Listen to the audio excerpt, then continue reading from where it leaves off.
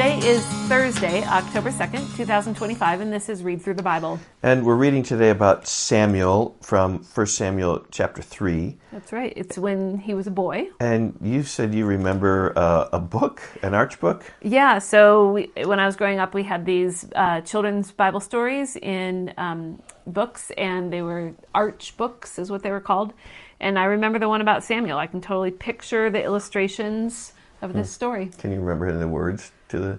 No. Maybe once you get started, you may maybe I will. But that's all right. All right, well, this is in chapter 3, we see just Samuel when he is called to be a priest, and the voice of the Lord comes to him, and the message going to come to him is actually going to be pretty bad. Yeah, yes it is. All right. So stay tuned and see what the message is. Here we go. Now, the boy Samuel was ministering to the Lord in the presence of Eli. And the word of the Lord was rare in those days. There was no frequent vision.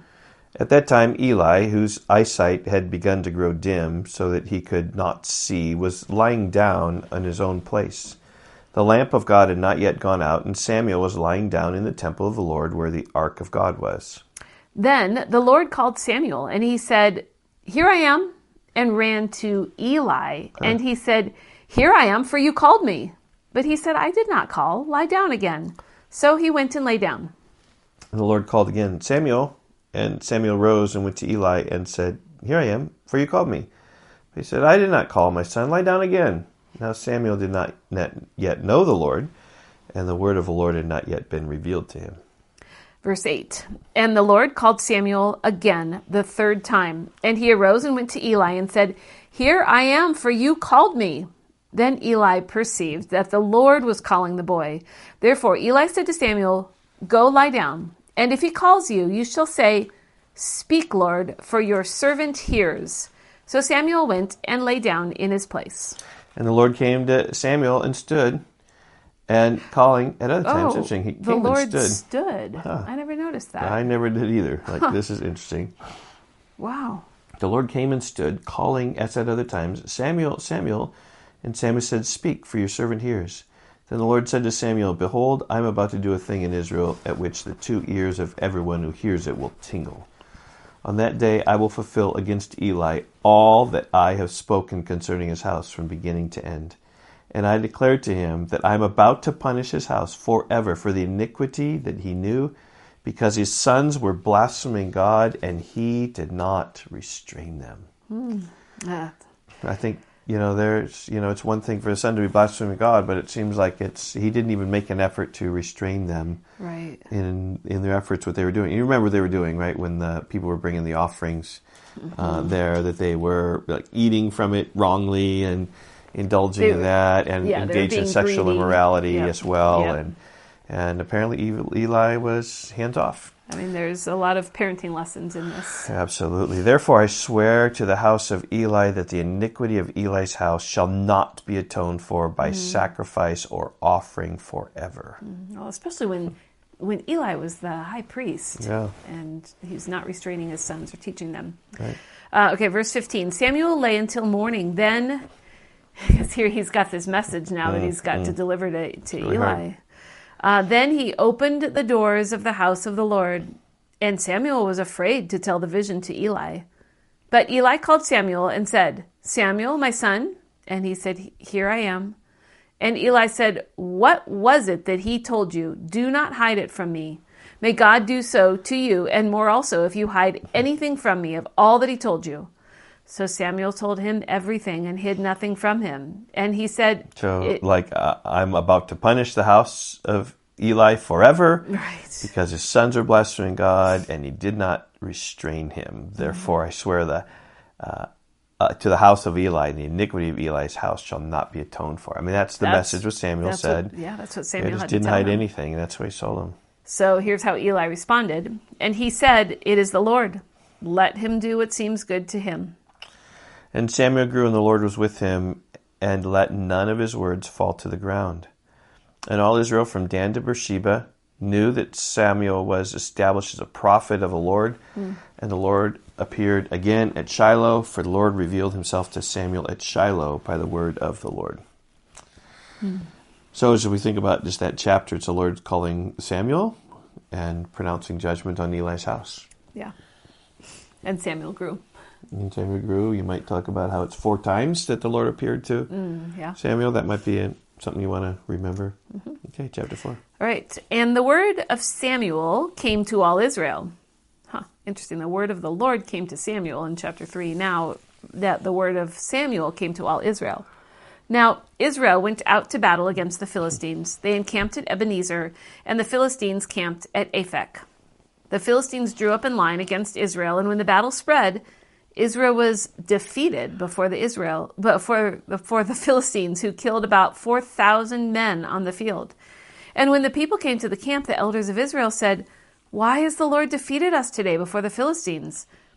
Let us bring the ark of the covenant of the Lord here from Shiloh." This is their great idea. Bad idea. Yeah. That it may come among us and save us from the power of our enemies. So the people went to Shiloh and brought from there the ark of the covenant of the Lord of hosts, who is enthroned on the cherubim.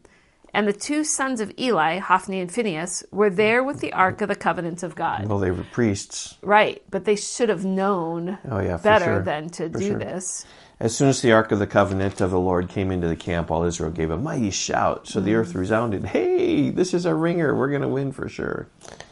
And when the Philistines heard the voice of the shouting, they said, "What does this great shouting in the camp of the Hebrews mean?" And when they learned that the ark of the Lord had come into the camp, the Philistines were afraid, for they said, "A god has come into the camp." And they said, "Woe to us, for nothing like this has happened before. Woe to us, who can deliver us from the power of these mighty gods? These are the gods who struck the Egyptians with every sort of plague in the wilderness." That reputation is still with the Israelites, and that's from 400 years before this. Yeah. That's amazing. I just remember Rahab the harlot. That's a similar sort of thing. Same we know that, reputation. even the Gibeonites who came and deceived them, Right. they just knew that. But this is a long time. "Take courage and be men, O Philistines, lest you become slaves to the Hebrews as they have been to you. Be men and fight." So they're expecting defeat, though they're hoping for victory. And here's what happens. Verse 10. So the Philistines fought, and Israel was defeated. And they fled, every man to his home. And there was a very great slaughter, for 30,000 foot soldiers of Israel fell. That's a big slaughter. And the ark of God was captured, and the 2 sons of Eli, Hophni and Phinehas, died. This is bad. A man of Benjamin ran from the battle line and came to Shiloh the same day with his clothes torn, with dirt on his head. When he arrived, Eli was sitting on his seat by the road, watching, for his heart trembled for the ark of God. Like, we just noticed there. What's causing his heart to tremble? What's he concerned about? He's concerned about the ark. And when the man came into the city and told the news, all the city cried out. When Eli heard the sound of the outcry, he said, "What was the uproar?" The man hurried and came and told Eli. Now Eli was 98 years old, and his eyes were set, so he could not see. He's old. The man said to Eli, "I am he who has come from the battle. I fled from the battle today." And he said, "How did it go, my son?" He who brought the news answered and said, "Israel has fled before the Philistines, and there has also been a great defeat among the people. Your 2 sons, Hophni and Phinehas, are dead, and the ark has been captured." As soon as he was mentioned the ark of God, Eli fell over backwards. And so I think here it's like kind of intentionally, it's the sons should be a big deal, but it was the ark. And the author clearly says, as soon as he mentioned the ark of God, that it was captured, Eli fell over backward from his seat and by the side of the gate, and his neck was broken, and he died. For the man was old and heavy, and he judged Israel for 40 years.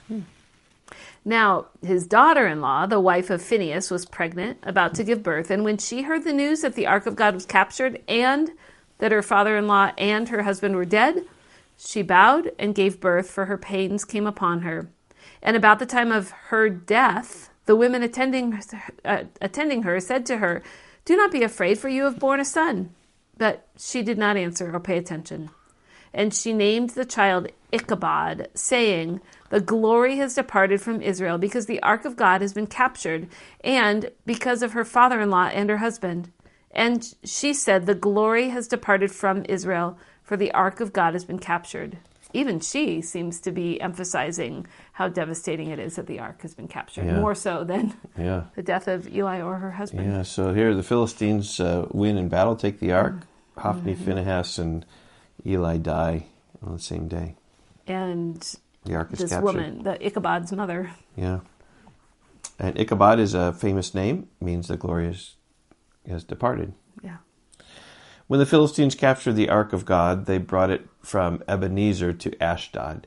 Then the Philistines took the ark of God and brought it into the house of Dagon and set it up beside Dagon. Dagon is like the fish god of the Philistines. If you see pictures of this, somehow it has some semblance to a fish. Yeah, isn't it like the lower body of a human and the head of a fish? Well, I think maybe, I've seen it several different ways. So all they know is a fish god, so they've tried to imagine what it is. Okay. I don't know if they have any archaeological evidence about what it looked like. Okay. And the next day, when the people of Ashdod rose early the next day, behold, Dagon had fallen face downward on the ground before the ark of the Lord. So they took Dagon and put him back in his place. Now, I'm not sure if that's true what I said about Dagon. I'm not sure. I've just seen it a couple different ways. Okay.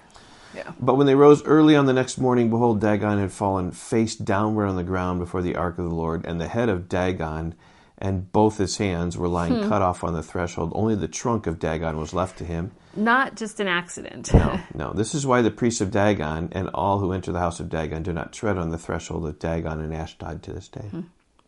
Verse 6, the hand of the Lord was heavy against the people of Ashdod, and he terrified and afflicted them with tumors, both Ashdod and its territory.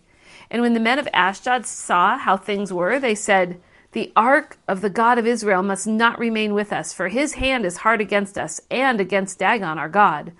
So they sent and gathered together all the lords of the Philistines and said, what shall we do with the ark of the God of Israel? They answered, let the ark of the God of Israel be brought around to Gath. So they brought the ark of the God of Israel there.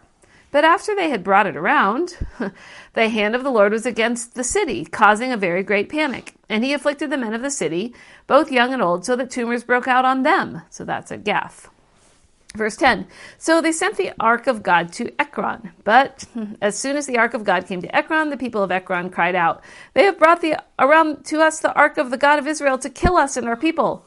So they sent, therefore, and gathered together all the lords of the Philistines and said, send away the ark of the God of Israel, and let it return to its own place, that it might not kill us and our people. For there was a deathly panic throughout the whole city. The hand of God was very heavy there. The men who did not die were struck with tumors, and the cry of the city went up to heaven. Okay. So you see here Dagon, the fish god, falling before the ark in Ashdod, and the ark being sent to Gath, where it goes bad, and then to Ekron, where they don't want it either, and they're going to send it back. We're going to see it sent back tomorrow in 1 Samuel chapter 6. Right. So wherever it goes, God causes destruction to happen to those people, so they just want to get rid of it. Yep. Okay, we'll see you tomorrow. Bye-bye. Goodbye.